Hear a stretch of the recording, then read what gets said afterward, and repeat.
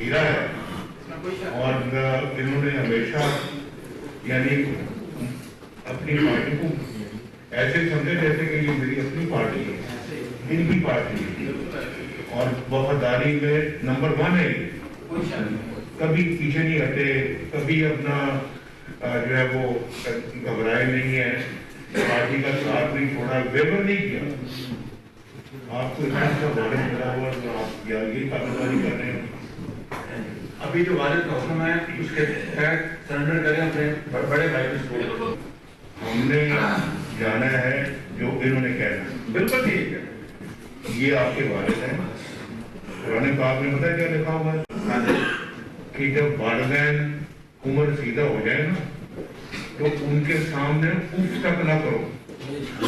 ये अल्फाज पुराने पाक के हैं। और अगर वो अपना जो है ना वो आपको झाड़े झिड़के तो आप कंधे बिछा दो उनके आगे और उनका पूरा एहतराम करो। सिर्फ एक सूरत में वालिदैन की बात ना मानने का हुक्म है। शिर्क करें और शिर्क करने को कहें, वो बात ना माने। बाकी जो बात है वो आपकी मानना बच्चों का औलाद का फर्ज है। हजूर पाक सल्लल्लाहु अलैहि वसल्लम के पास एक साहबी है, तो उन्होंने कहा कि या रसूलुल्लाह सल्लल्लाहु अलैहि वसल्लम बड़ी परेशानियां मेरे हाथ में, आप दुआ करें। तो उन्होंने कहा तुम्हारे वालिदैन है, कहते आज मेरे वालिद जिंदा है। तो कहने कि जाओ वालिद के पास, उनसे जाके दुआ कराओ, क्योंकि वालिद की दुआ जो है वो सबसे पहले अल्लाह कबूल करता है। वालिद की दुआ अपनी औलाद के लिए, ये हुक्म है यार अल्लाह का, अल्लाह के रसूल का। तो आप तो उनके पाँव पकड़ो, आपको जय झिड़के कहें, जो मर्जी कहें, आपका हक नहीं बनता कि आप उनके आगे को बात करें। अगर आपने दुनिया में भी और अगले जहान में भी अगर जन्नत कमानी है ना तो वो माँ बाप के कदमों तले है।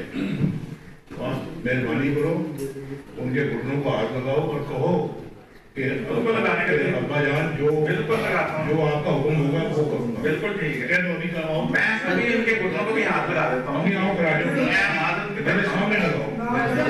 ऐसी सियासत का क्या फायदा जो वालिद को नाराज करके हो? ਤੁਸੀਂ ਇਹਨੂੰ ਮਾਫ ਕਰ ਦਿਓ ਇਹ ਦੋਨੋਂ ਜੋ ਫੈਸਲਾ ਹੋਵੇ ਉਹ ਦੋਨੋਂ ਮੰਨਣਗੇ। आगे हो गए क्यों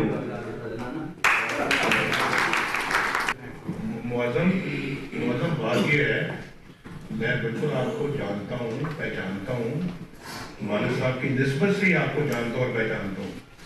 अगर आपसे मैं प्यार करता हूँ तो आपके वालिद साहब की वजह से। और क्योंकि ये इनके साथ मेरा ताल्लुक बहुत भाइयों वाला, दोस्तों वाला है, जो कभी टूट नहीं सकता इंशाअल्लाह।